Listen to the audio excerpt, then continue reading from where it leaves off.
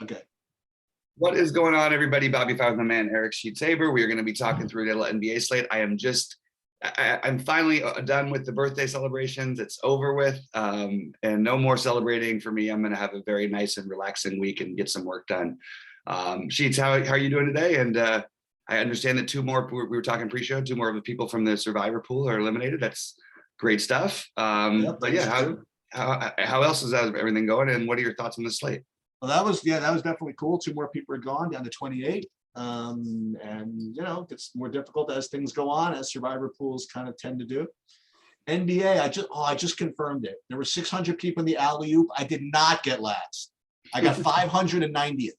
So so I did better than I thought. So the good news is, you'd like to think the only thing you could do is move up from there. And that was with Josh Hart, by the way, who I thought I played nicely.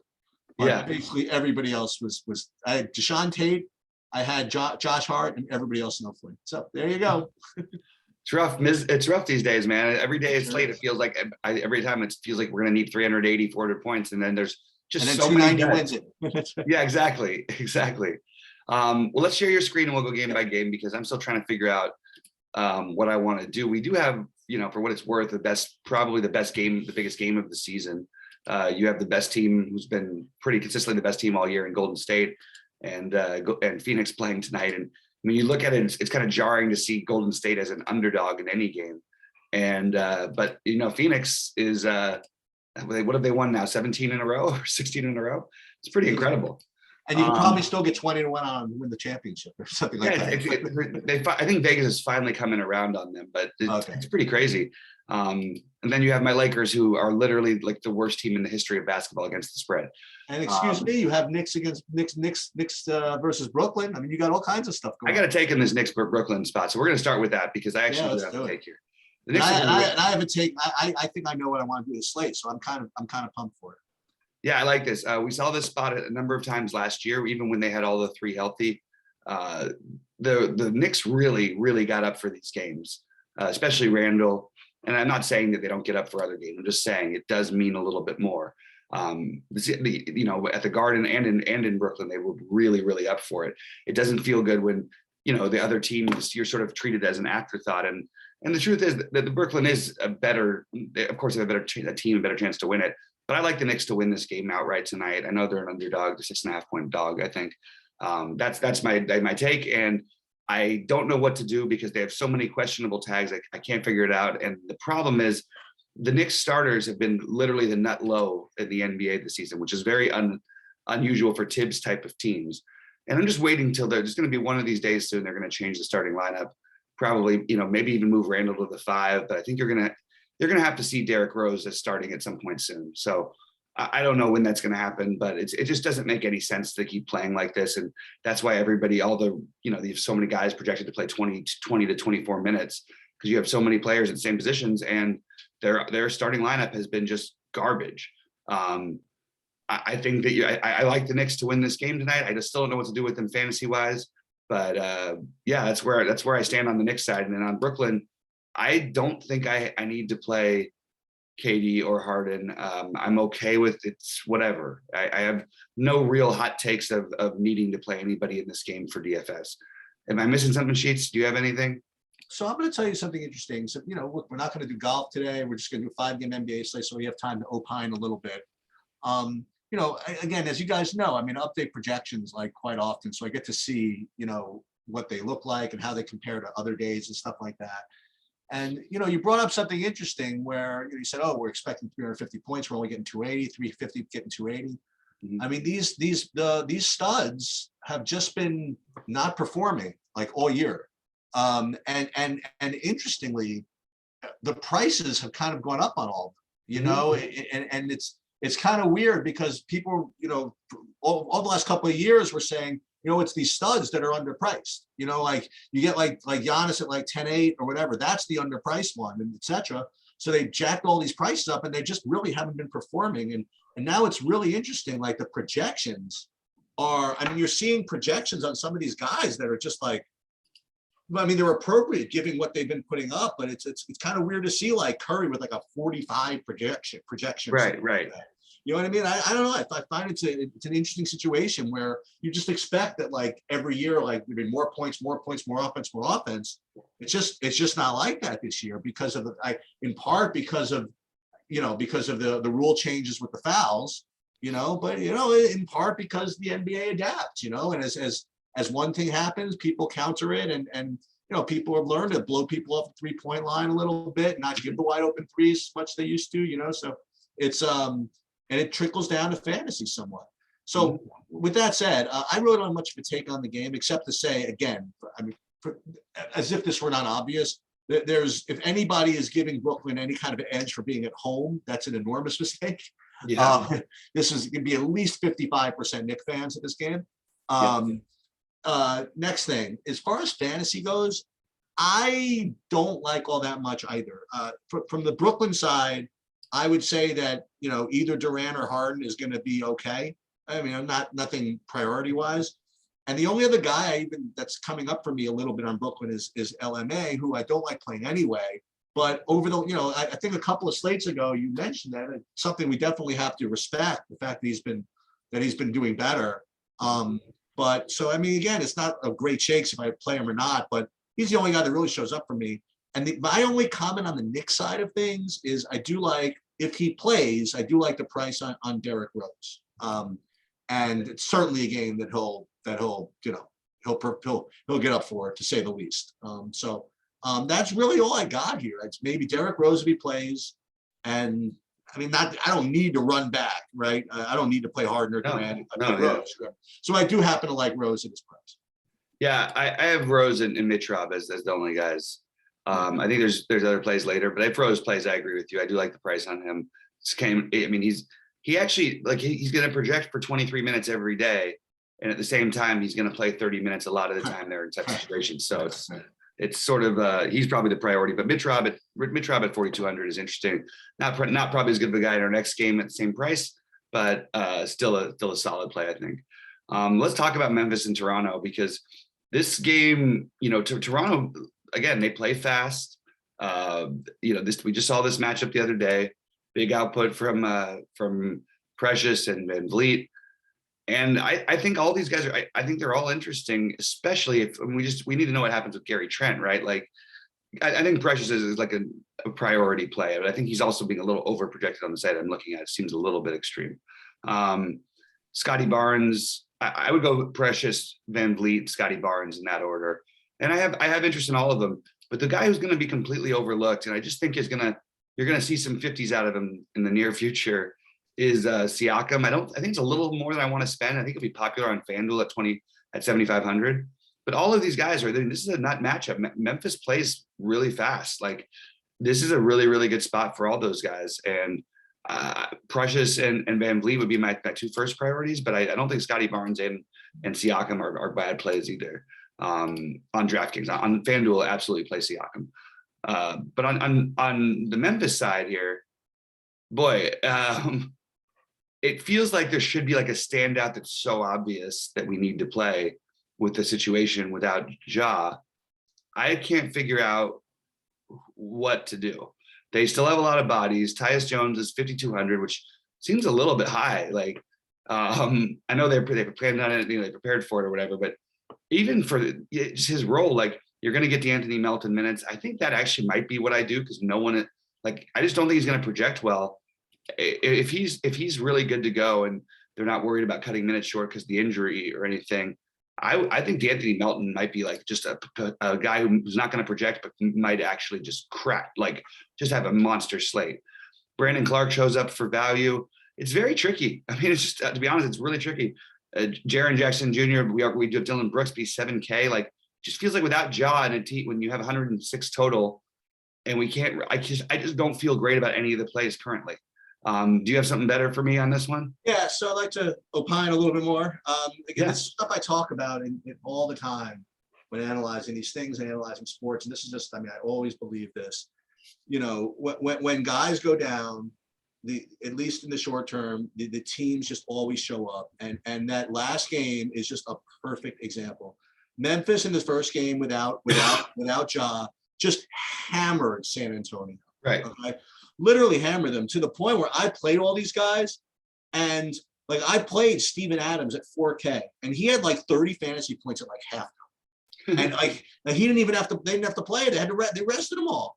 You know, and who'd have thought that? That you know what I mean? That you'd end up like not getting smashes out of them. Well, not that 30 at 4K is not a smash, but you know what I mean? Like, oh yeah, I got you. They killed it, and so just just keep that in mind whenever, especially in the first game or guys get ruled out or whatever it is. These teams like just find a way when their best guys are in to just all get together and show up. The trickier part is when like these like kind of like very important role players go down, because usually teams don't realize how important those guys are, until they're out, and the team can really struggle. But like you got like Moran out. Remember, you have some guys that have been waiting to get usage, right? They like it, and they all just kind of just seem to get together. Now, with that said, I agree with you. I think the whole thing is kind of fishy. Like, I think Clark is fine. I think Adams again is fine. I don't want to play Tyus Jones. Yeah. Then where are you at? Kyle Anderson. I think it's all kind of fishy on the Memphis side. On the Toronto side, it's not just the one place you're looking at. Everybody's got Precious is like just basically like the greatest play since Gordon Hayward at 3K. I mean, it's like ridiculous. Right. And it's going to be tough to fade if you want to know the truth. And the other thing you hit on is Gary Trent. I didn't even look at it from the point of view of if he's out, what do you do? I actually just made it a point to identify him as a really good play if he plays. Right. Which I guess is the same thing, right? No, I agree. If he's a good player, if he plays. If he's out, probably someone else is going to be in a similarly good spot. So I like Precious. I like Trent. I like Van Vliet. And obviously, if you play Precious, you're going to have to do some other stuff elsewhere. But as Bobby, you've shown over the years, I mean, you just a couple of little hoodoo spots can do the trick. You don't need to play like basically 100% Moses Brown like I did last night. You know what I mean? Like you don't have to do that. Right. You can do other things. And that's pretty much all I have in this game. Yeah, it's interesting because you touched on a lot of good points. I'm just thinking about like if they played this out enough, 100 times with this lineup, it feels like it'd be almost impossible, even with the minutes being sort of like nobody's projected to play more than 31 minutes. You only have 2 players projected to play over 30 minutes. That's really weird for any team these days. So I just think that there's upside for the 24 minutes Kyle Anderson's being projected for. There's upside to Steven Adams 24 minutes. There's a ton of upside to Jaren Jackson's 27 minutes. That could be 37. I think Jaren Jackson and Desmond Bane are where I would lean. I think you're going to want to get pieces of this game. And I think those 2 guys stand out. And I honestly think Kyle Anderson, they could run the point with Bane and Anderson. They both are capable. Kyle Anderson may not look like it, but he plays basically the point forward, He's always a UCLA guy, so I'm pretty familiar with his game. The other one that's kind of mudding this up or whatever, however you say that, is Zaire Williams, who I think will play. And it's just extra minutes to go around. It just feels wrong. DeAnthony Melton feels like we should be jumping on this play, and I don't know. I'll have to revisit that one later because I can't figure out what to do at the moment with that game. I got another thing, just to devil's advocate with you. And people say, when you look at narratives, when you look at game log watching, like primitive type stuff. But I'm going to answer that in a second. I just want to say, okay, I want to pull up Precious for a second. Yeah, he hasn't done it. So it's 4,400, right? Yeah. There's of these first 5 games at least, like none of them, like honestly, are enough. You could argue that the 28.5 is like kind of barely enough. Yeah. And you say, well, it's not just that, game log, well, you're just game log watching, whatever it is. Okay, but you know what? I can make the game log watch argument at 70% ownership. Right. And that's the thing. So absolutely. So that's literally no game here is something that you should be playing if it's 70% owned, which is what he's going to be. Right. I agree with that. So I was about to say, I guess I'm not saying to fade him, but I guess maybe I am saying that. It's 5-game slate. You get away with it, you're a freaking hero, right? I mean, we all know by the time the slate starts that his ownership will fall through the things. We'll hear about 5 other injuries or something, But other than that, I agree with you. What you're saying, like I agree with that way of thinking. We talked it through pretty extensively, and we weren't entirely right, but we weren't entirely wrong. I mean, Duncan Robinson certainly was not a guy you wanted to be playing last night. What about LeVert? Fishy. We were on that one. Anyway, the Lakers in Sacramento, we just saw this game the other day. It is the nut environment in general just to play the Lakers right now. The Lakers finally lost an overtime game in that game. Don't try to look back and say, well, the last time they played, they had however many fantasy points because the game went, a couple overtimes. So there was some extra room for the players to go nuts. With all of this, I do think LeBron is, I don't want to say on a mission because he's not as good as he used to be. So his mission is, maybe he's on a mission, but that mission is he's just not as capable of getting there. But he's probably my favorite Laker in this spot. I just can't get over. There's one team that I feel like Anthony Davis ever looks good against, and it's always Detroit. Everybody else, like even in games he's put up numbers this year, I'm just not doing it with him. There's no energy offensively from him. I'm just not doing it personally. I really think LeBron is the only one I really have as a strong play. I do think THT is an interesting guy who no one will play. I think there is still upside for him with all these guys in certain environments, and this is one of those environments. On the Sacramento side, I have to see how the starting lineup shakes out tonight. They've sort of done a few different things lately. Me Too is a reasonable projection play, but I would say that I think this is probably a reasonable spot, assuming that Rashawn Holmes plays, to play either Rashawn Holmes, and then I think you can overpay, quote unquote, overpay for these guards. I really like Halliburton and Fox here, and it's just a good game environment. We have not seen a consistent Tyrese Halliburton. And I know, again, the game went 2 overtimes, but he did put up 51 fantasy points the last time they played. Fox also put up 1 million at 8,400. Hield would also be a strong play. I think I would rank it Halliburton, Hield, Fox for me amongst those guys. And then you get into the what are they doing with Davion Mitchell? It seems like it changes from game to game. The last time I played the Lakers, he played 16 minutes in that double overtime game, played 30 the next game out against Memphis. That was a blowout. So, to keep that in mind, but he played 31 the 30 of the game before against Portland. Very tricky because they don't have the same consistent rotations. And one thing I'm leaving out is that Mo Harkless, who didn't play the other day, may not play again. So we just have to see how the starting lineup shakes out. And I think it's a little bit interesting that we're all just going to decide that, okay, because Alex Len played 6 minutes the other day, that he's not a great play. He played 37 minutes in that Laker game the last time they played, and they won that game. If Alex Len, I don't care how bad he was or how lack of productive he was, if no one's going to play a guy who has 30 plus minute upside but is projecting for 10, if Holmes is indeed hobbled. Anyway, I'm just throwing names out there because it's a small slate. I don't like that much, and you probably need one of these guys, extra guys, to be out to actually think about Len. He was the one guy as an off the board play. I don't know, probably asking for too much with Holmes in there, but I'm just throwing it out there. I do think he'll play more than the 10 minutes they're projecting. I think he's probably going to be closer to 18 to 20. And I think you will see some Holmes lineups with him on the court. So here's my takes. First of all, I do like Alex Len as a dart throw. Remember, know what you get yourself into. Yeah. But he could certainly score 40 fantasy points. He just can. And he could score 2. I mean, it just depends. Mm-hmm. Let me just do a Sacramento first. I agree with what you said. Mitchell and Me Too are kind of like the pseudo projection plays. Just don't know exactly what you're getting. And they're okay. And LA, I think either Davis or LeBron is fine. Again, there are not that many choices on the slate. I don't mind playing either of them.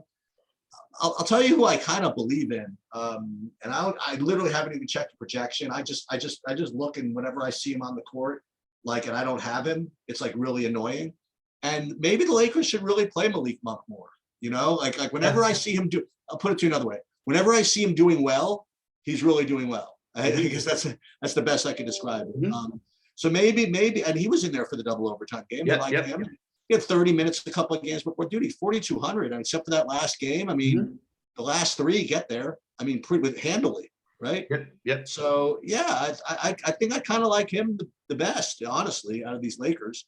So I guess I'll try that and hope he projects poorly and nobody plays him. We'll see what happens. But yeah, I like that call. I think he and THT are sort of in the similar mold of guys who could be that other 5th guy on the court with these guys who get a lot of attention. And the one name we didn't mention, and I'll say it just because it's probably worth mentioning. I don't think I'm going to play Russell Westbrook on DraftKings, but there's certainly nothing wrong with playing Russell Westbrook in this type of matchup. On FanDuel, I actually think he's a really solid play at 9,600. By the way, he's been much. You take a look at his, just take a look at the game logs or whatever. Everybody wants to rip on him, and he has been off this year, and the whole thing blending together hasn't worked. I actually personally, again, I hold Davis a little bit more responsible because I really think offensively he's capable of doing being just 1,000% better than he's been. And Russ just turns the ball over and all this stuff. But his efficiency has been really, really good lately. Actually, he's not taking that many bad shots. He's shooting, every game in 60, like he's shooting 60% from the field.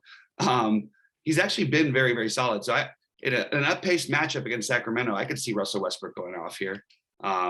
It's a really weird slate tonight with that huge gap between the first games and these games. But then we have all the 3 games that I guess people are going to want to target. But for me, this is a slate that I'm having a lot of issues with in the morning, like trying to figure out what I want to do. So I'm actually hoping for some information later in the day that helps me with a clearer path, because I don't feel great about any of the things I talked about so far. Maybe people will just play the big T lineup. They'll play Harden and Durant together with Randall and Precious and the Memphis value, and play nothing from the late games. Yeah, the donation lineup, unless you hit an overtime. But it's the screenshot though. Screenshot. Yeah, the early lineup screenshot. That's exactly what it is. Yeah. Okay, so Golden State Phoenix. So this is I'm sharing my screen, right? Yeah. Look, Golden State and Phoenix are two of the top 5 defensive teams in the league, if not the top 2. Yeah. I don't really know the stats right now. So the matchups is not the way it used to be, but I'm going to try this anyway. You know what I mean? Like, I'm going to try Curry and Booker and maybe go for Showtime. And Ayton's super duper cheap, I think, at 7,100. So I'm going to try that in a couple lineups if I don't get him anyway. Just because, and that's the best I can describe. It'll be a good game, and Booker and Curry. I don't want to say they're matchup proof, but if they're hot, they're just going to be hot. And so I'm going to take a shot probably. And I don't really like anything else in this game. That's pretty much what I got here. Yeah. By the way, this is a different version of Seth Curry. I don't think people are. So he's not currently anymore, but as of, I believe it was up till last week, he's still top 5.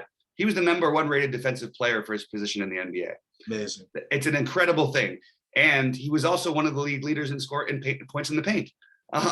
These are not, people don't realize how good he is. Did you see the play though the other day? And this sort of sums up how I see Curry these days, where he jumped up, he got absolutely hammered on an open path, and they didn't even call a foul. They just called it out of bounds. And Curry jumped up and started screaming at the official, like in a way I've never seen him ever act. Wow. And the official immediately teed him up. He goes, the next play, he takes a 30-footer, he drains it and does the T sign to the official. He has a little attitude that I liked. This is the nicest guy I've ever seen be this good. That's amazing. And he really watch it off. You got to watch this highlight. I was like, what the hell is this? And it's like, that sort of sums up how I see him these days. Did he get a second tee after that? No, he didn't somehow. That's only because I guess you're nice enough to everybody for the longest time. Right. You can't get objective. But LeBron complains more than anybody. He finally had his first ever suspension this year. That was his first one ever? He's never been suspended before, which is shocking. He's done so many things wrong. Oh my God. Anyway, but I'm going to just keep riding the Curry thing, like in games where I think they're in trouble. And this is a game I think they're in trouble. But I like the Curry-Ayton pairing personally. And Booker and Curry, neither of them are going to project well. But I like what you said. I have no problem going for that. Booker's a competitive, feisty guy too. He takes these things really seriously. I think people will play him on FanDuel at 7,900. I don't think anybody's playing him at 86, or maybe not, just not many on DraftKings.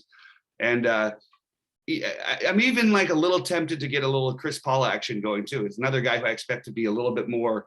The games should be centered more around the top players in this one. Yep. But I do think Jay Crowder is a terrific, other play. One thing is Golden State is really good defensively, but they play fast, man. Like they do play fast. So you're going to have opportunities to you put up fantasy points basically. But yeah, I like this game in general, and Curry and Ayton are my favorite part, but I think Curry, I don't mind if I do a Curry with these other guys. I don't even mind the other guy at 7,200 in this game, and Draymond. You're going to get your best foot forward, in my opinion, in this kind of a game. So I think you want to play the studs. All right. So I'll start with Portland, Detroit. Probably the only thing I got right last night, not the only thing, I got a couple of things right, was to say not to play Nasir Little. I just, I don't know. Just guys like this just never seem to do it for me. Yeah. No matter how they show up. And it's going to be similar. I mean, he's going to show up as like one of the top 5 values or something like that. And people are just going to optimize stuff and he's going to just get jammed in. I mean, he's just going to. And somebody else can have it. I mean, honestly. Other guys on Portland, though, I actually like some of the more expensive guys today. I like Nurkic a little bit. And I wouldn't mind taking a shot with Dame or McCollum today. So there's that. The unfortunate reality, though, I mean, whether it's unfortunate or not, I can't think of I can't find a thing to play on Detroit. I don't know who's in, especially it looked like everybody's in. I mean, everybody in on Detroit's rough. So I might, who knows, maybe I end up with like a one-off with Dame, just some wild one-off or something like that, or Nurkic or somebody like that. It's not a game to stack or anything like that, just because of the lack of anything on Detroit, as far as I'm concerned. Yeah, what's really weird about this one is Nurkic is a guy who historically we never wanted to play on back-to-back situations, and he would often sit on those situations. This year he's played them, and it just with totally opposite results. Had his best game of the year, had his worst game of the year. Like, it's really hard to get a feel for how he does on the back-to-backs. And they've oddly had like 4 back-to-backs already. So I was trying to look into that a little bit because he does stand out from a projection standpoint. I really feel like the minutes are really shaky for him in general. So maybe on a back-to-back, they're even a little more shaky. I would say that Larry Nance, in my opinion, has a better play in this matchup than Nasir Little. I think they're close. Simons is always going to be able to do things like he did last night and end up being on optimal lineups when he does that. He might be taking, I don't want to say this because it's been too long. We've had the Simons thing so many times where it looks like he's making the leap and he's really becoming a part of the team. And then it's like, okay, back to 12 minutes. You know what I mean? Like, I don't know, but at 4K, I definitely have some interest there. So I'm trying to figure out what I want to do with this value. And those guys all pop out.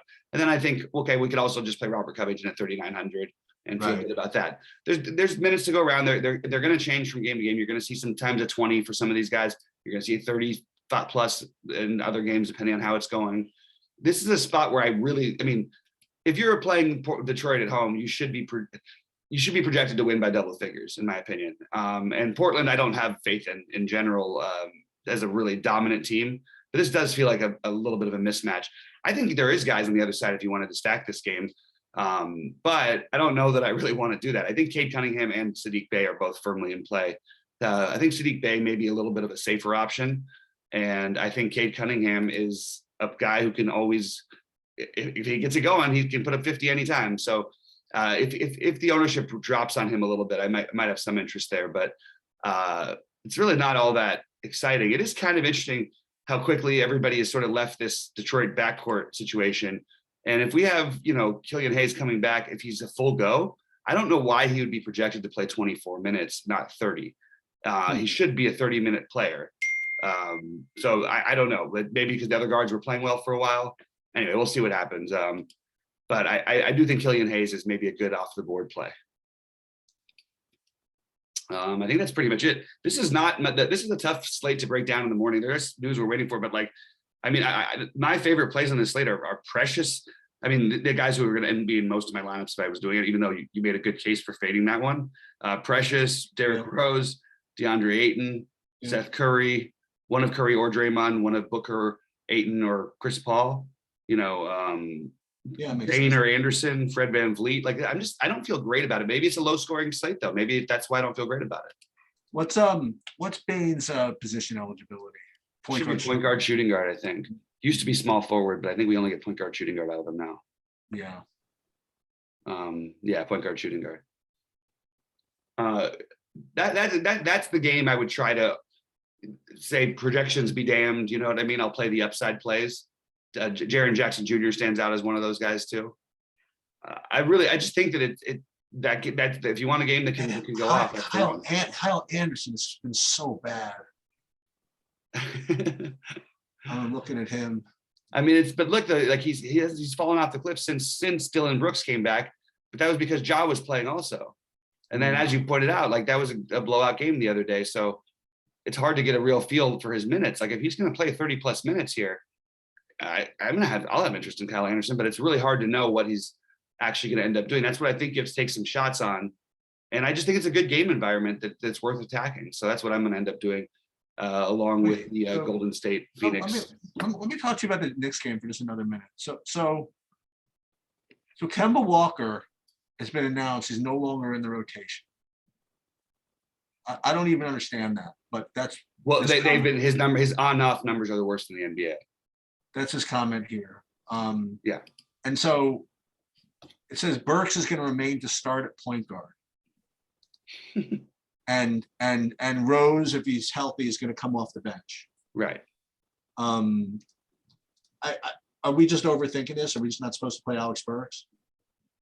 I think we're supposed to play Derrick Rose if he plays. If he doesn't play, I think we're supposed to play Alec Burks. But right. I don't think if he doesn't play, I don't think that if Rose plays, that he's not a great play. I think Burks is a solid play. Don't get me wrong. He's fine. It's a little more than we're used to spending for him, but he certainly is warranting it with his play. But those minutes could easily slide into be Emmanuel Quickley's or Derrick Rose's, especially Derrick Rose's. That's one thing guy we know that Tibbs loves. And in games where they really need him, he can go off. And Fournier's all over the map these days. But like there's probably something to try and figure out here. It's just, I don't know. It feels kind of thin outside of Rose for me. And if you're going to play Burks, you may as well throw, like if Burks is going to be twice the ownership of RJ Barrett, I would just play Barrett instead.